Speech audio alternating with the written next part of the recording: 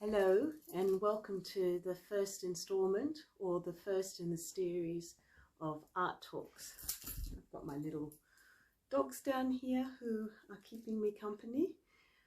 So today I wanted to talk about the idea or the concept of an intuitive artist, as that is what I call myself.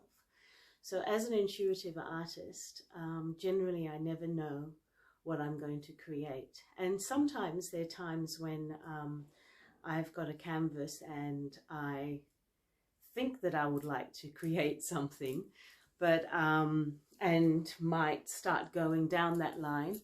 I end up changing it and just allowing the expression of whatever's meant to be to come through.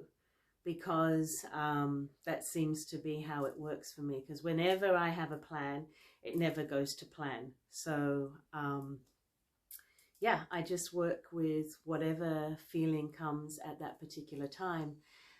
I'm going to put a link underneath this video, which will take you to an interview that I did or a conversation that I was having where I talk about a series that I created, which was the Divine Feminine series, and that will give you a little bit of an indication of the kind of path that I've taken.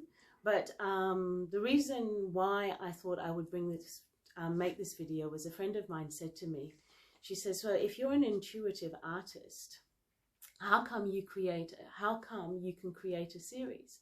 Well, the thing is that there's never the intention that there's going to be more than one.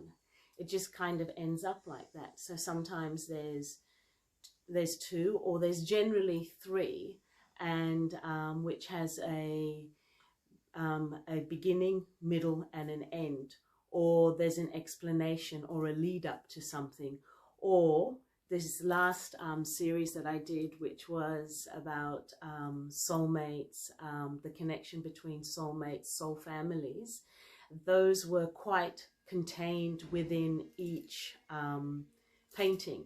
So, you know, they could stand on their own, or they could stand as the three that I did at that particular time. Now, what was really interesting was this painting that I have in the middle was actually done while my father-in-law was in a coma, and he was basically transitioning from this life into his next life. And I had already had a canvas out and was trying to create a painting. And with this particular painting, we had only just found out a few days prior that he was in hospital and he was in a coma. So when I was trying to work on that particular painting, what I could feel and see were these flashes or impressions of him, and what he was experiencing was the passages of time. He kept on flitting between this lifetime when he was different ages, but also many lifetimes that he'd had on different planets. So his actual physical form kept on changing.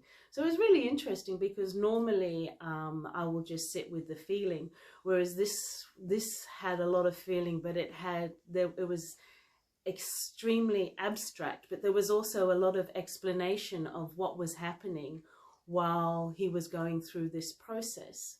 So that was really, it was a first for me to create a work with an energy that was going through the next stage of their development.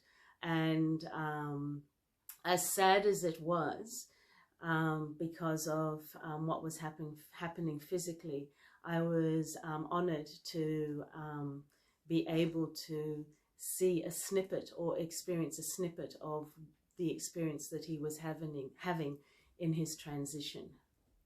Okay, so I hope you enjoyed that, and if you'd like to hear more of these type of conversations, then just let me know leave a comment letting me know, because I'm happy to actually break it down and go through different types of work and what was actually happening at that time.